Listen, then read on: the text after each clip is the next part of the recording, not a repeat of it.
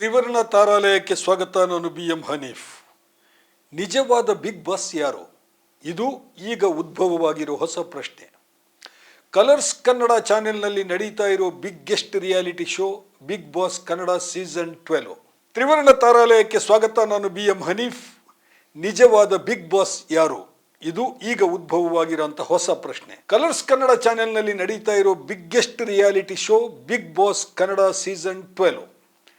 Big boss shooting ನಡೀತಾ ಇದ್ದದ್ದು ಬಿಡದಿಯ ಬಳಿಯ ವೆಲ್ಸ್ ಜಾಲಿವುಡ್ ಸ್ಟುಡಿಯೋದಲ್ಲಿ. ಮಂಗಳವಾರ ಸಂಜೆ ಹಠಾತ್ತಾಗಿ ಜಾಲಿವುಡ್ ಸ್ಟುಡಿಯೋಗೆ ಪೊಲೀಸರು ನುಗ್ಗಿದ್ದಾರೆ. ಜೊತೆಗೆ ಬಂದ ಮಾಲಿನ್ಯ ನಿಯಂತ್ರಣ ಮಂಡಳಿ ಮತ್ತು ಜಿಲ್ಲಾಡಳಿತದ ಅಧಿಕಾರಿಗಳು ಸ್ಟುಡಿಯೋಗೆ ದೊಡ್ಡದೊಂದು ಬೀಗ ಜಡಿದಿದ್ದಾರೆ. ಶೋ ಶೂಟಿಂಗ್ ಅಬ್ರಪ್ಟ್ ಆಗಿ ಸ್ಟಾಪ್ ಆಗಿದೆ. ಸ್ಪರ್ಧಿಗಳು ಬಿಗ್ ಬಾಸ್ ಮನೆಯನ್ನು ಖಾಲಿ ಮಾಡಿದ್ದಾರೆ. ಸ್ಪರ್ಧಿಗಳನ್ನು ತಕ್ಷಣ ಬೇರೆ ರಿಸಾರ್ಟ್ಗೆ ಕರೆದೊಯ್ಯಲಾಗಿದೆ. ಮಾಲಿನ್ಯ ನಿಯಂತ್ರಣ ಮಂಡಳಿ ಸ್ಪಷ್ಟವಾಗಿ ಹೇಳ್ತಾ ಇದೆ, ಜಾಲಿವುಡ್ ಸ್ಟುಡಿಯೋ ಜಲ ಮತ್ತು ವಾಯು ಮಾಲಿನ್ಯಕ್ಕೆ ಸಂಬಂಧಿಸಿದ ನಿಯಮಗಳನ್ನು ಉಲ್ಲಂಘಿಸಿದೆ. ತ್ಯಾಜ್ಯ ನೀರಿನ ಮರು ಸಂಸ್ಕರಣೆ ಮಾಡ್ತಾ ಇಲ್ಲ. ರಾಮನಗರ ಜಿಲ್ಲಾಡಳಿತ ಹೇಳ್ತಾ ಇದೆ, ಜಾಲಿವುಡ್ ಮನರಂಜನಾ ಸ್ಟುಡಿಯೋ ನಡೆಸೋದಕ್ಕೆ ಗ್ರೇಟರ್ ಬೆಂಗಳೂರು ಅಥಾರಿಟಿಯ ಪರ್ಮನೆಂಟ್ ಪರ್ಮಿಷನ್ನೇ ಇಲ್ಲ. ವೆಲ್ಸ್ ಜಾಲಿವುಡ್ ಸ್ಟುಡಿಯೋ ಅನ್ನೋದು ತಮಿಳುನಾಡಿನ ಒಂದು ಕಂಪನಿ. ಕನ್ನಡ, ತೆಲುಗು ಮತ್ತು ತಮಿಳು ಮೂರೂ ಭಾಷೆಗಳಲ್ಲಿ ಬಿಗ್ ಬಾಸ್ ಶೋ ಓನರ್ಶಿಪ್ ಅನ್ನು ಹೊಂದಿರುವಂತಹ company. Colors Kannada channel big ಬಾಸ್ನ ಕಾರ್ಯಕ್ರಮಗಳನ್ನು ನಡೆಸಲು ಗುತ್ತಿಗೆ ತಗೊಂಡಿದೆ. ಕನ್ನಡ ಚಿತ್ರರಂಗದ one of the biggest star Kichcha Sudeep Colors ಕನ್ನಡದ ಸಲುವಾಗಿ ಈ ಕಾರ್ಯಕ್ರಮಗಳನ್ನು ನಡೆಸಿಕೊಡ್ತಾ ಇದ್ದಾರೆ. ಸ್ಪರ್ಧಿಗಳ ಆಯ್ಕೆ, ಕಾರ್ಯಕ್ರಮದ ನಿರ್ವಹಣೆ ಎಲ್ಲವೂ ಕಲರ್ಸ್ ಕನ್ನಡದ್ದು. ಆದರೆ ದುಡ್ಡು ಕೊಡ್ತಾ ಇರೋದು ವೆಲ್ಸ್ ಜಾಲಿವುಡ್ ಕಂಪನಿ. ಈ ಜಾಲಿವುಡ್ ಸ್ಟುಡಿಯೋ ಸುಮಾರು 35 ಎಕರೆ ವಿಶಾಲವಾದಂತಹ ಜಾಗವನ್ನು ಹೊಂದಿದೆ. ಒಟ್ಟು 4 ಹೊರಗೇಟ್ಗಳಿವೆ. ಪೊಲೀಸರು ಮತ್ತು ಅಧಿಕಾರಿಗಳು ಬಂದಾಗ ಮೊದಲು ಸ್ಟುಡಿಯೋ ಸಿಬ್ಬಂದಿ ಅವರನ್ನು ಒಳಗೆ ಬರಲು ಬಿಟ್ಟಿಲ್ಲ. ಆದರೆ ಬ್ಯಾರಿಯರ್ಗಳನ್ನು ಮುರಿದು ಹಾಕಿ ಅಧಿಕಾರಿಗಳು ಒಳಗೆ ನುಗ್ಗಿದ್ದಾರೆ. ಬಳಿಕ 3 ಗೇಟ್ಗಳಿಗೆ ಬೀಗ ಜಡಿದಿದ್ದಾರೆ.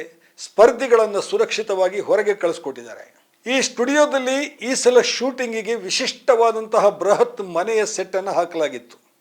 ಈ ಸೆಟ್ಗೆ ಸುಮಾರು 5 ಕೋಟಿ ರೂಪಾಯಿ ಖರ್ಚಾಗಿದೆ ಅಂತ ಪತ್ರಿಕೆಗಳಲ್ಲಿ ಸುದ್ದಿ ಬಂದಿತ್ತು.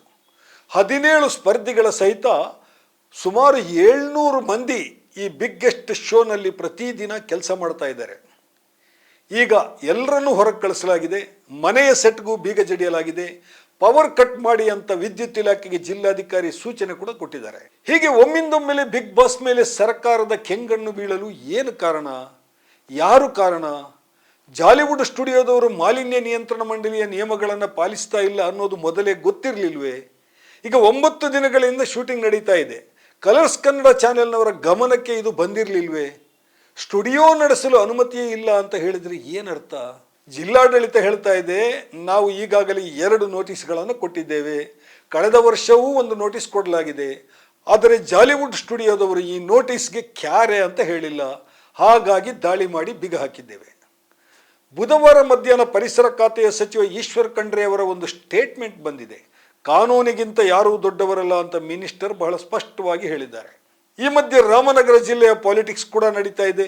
JDS ಪಕ್ಷದ ಕೆಲವರು ಇದಕ್ಕೆಲ್ಲ deputy chief minister DK Shivakumar ಕಾರಣ ಅಂತ ಹೇಳ್ತಾ ಇದ್ದಾರೆ.